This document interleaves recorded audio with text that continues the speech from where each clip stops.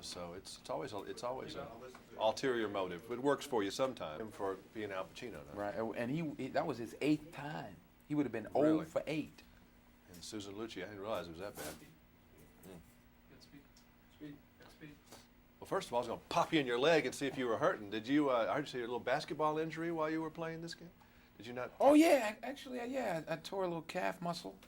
Me and Courtney went up to the boys club that I grew up in, and after about 10 minutes, we thought we were back in. What it was we were playing with these teenagers. What it is, you're too old to be out there doing this stuff anymore. We're not 20 years old anymore. We're right? not even 30. See? Yeah. I mean, it's tough to go out there. I mean, you didn't warm up or anything, did you? You just went out No, there. I did. I warmed up, and we had played 3 or 4 games, and this young kid who was crushing me, and I said, I got to go back to the old standard move, and I went to the move, and I thought it was funny because there were some kids behind us, little kids playing, and I thought someone threw a golf ball and hit me in my calf. I was like, hey, is somebody? Yeah. It was a strange feeling because I'd never had that happen before. And I said, hey, is somebody throwing something? And of course they were looking at me like I'm crazy. It's like, nobody's around you, Denzel. What are you talking about? I said, I guess I'm all right. And I went to take a step. I said, nope, I'm done. Too tall Washington, injured in the line of duty. That's Boy, Penny would have shot you if you'd have been out for a couple of days. Yeah, I was just lucky. It was just a slight tear. I went to the Knicks doctor, and he said, it's just a slight tear. Would any of your friends that you grew up with that really know you, from the early days, would they laugh at the thought of you coming down to earth as an angel? That's a good question. I don't know. I kind of think that this kind of role is closer to who I am, or doing something with more humor is actually closer to who I am. I mean, people that knew me growing up were more surprised by the other kinds of work that I've done, the more serious stuff. Because you are kind of silly out here. Penny has to de-silly you every once in a while. Every now and then. But people do think you're a rather serious person. I mean, I don't think a lot of people realize that you are one of good humor. Because you have played some pretty serious parts. Yeah. And have that image of being this kind of cool, serious guy. Yeah, that nutty Malcolm X. Yeah, that zany guy. That wild and crazy Malcolm X. He's here. He's everywhere. Do you have a movie that, beside that one, because I think that's probably a special category, and we'll put that over here in some other place, that you look back on and say, boy, that was such a fun thing to do, or really I learned a lot? Cry Freedom was great because it was the first time I'd ever gone overseas to Europe and then to Africa.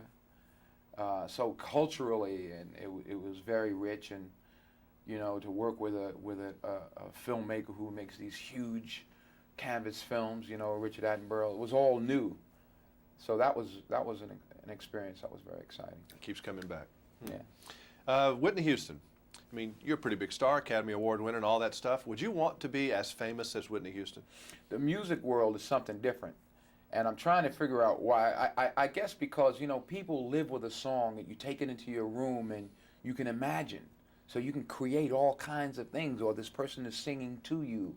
And then they go on the road for 100 or 200 days a year, so you can see and almost touch, you can reach out and touch this person.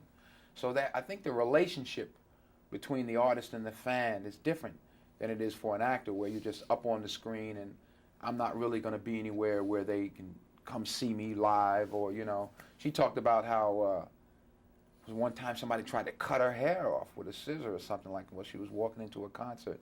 They need much more security, and it's just a different world. That doesn't sound like it's a whole lot of fun to me.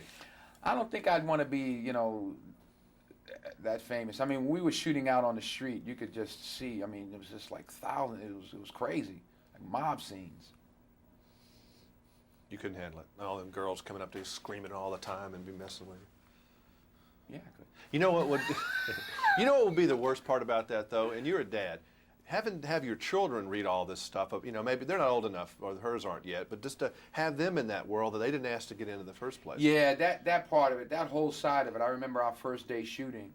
They were like, you could, in between words in the take, you could hear it, and you look up in these like huge long cameras, and they were just waiting for us to get anything where we were next to each other. You could actually hear the cameras, and then they go and they create this scenario. We're in love. We got married. We ran off. We broke up. We're angry at each other. We're friends. And it's like we had a whole relationship. That really is true. I mean, that skating scene was fodder for many a tabloid thing all over the world. Crazy. It's crazy, and it's absolute nonsense. But That's. And Bobby was jealous because you were looking at her and all this kind of stuff like that. Nice nonsense. Yeah. But you know, I guess that's a part of it. You know, I don't really even focus on that stuff. I don't read it, and sad to say, it all becomes the same. It's like, oh yeah, that's this all over there, and that's what they do, and they're gonna write about you and say whatever they want to say, and you know, it's nothing. Doesn't seem like there's anything you can do about it. You know, people try to sue and all that kind of stuff, but you know, you have a lawsuit every day. You just make lawyers rich. At the beginning or the end of every year, do you sit around and kind of try to evaluate what you've done and where you're going, or do you just kind of let it roll? You know, this is my time of year. You know, I love the holidays. Christmas is my favorite time of year. I love coming to New York at this time of year, and I don't really sit down at one time and say, okay, this is what happened, this is what I want to do. I do a little bit of that all year round, and a little bit of it every day. Nice seeing you again. All right, man. All right. You have a good holiday, Jim. See, we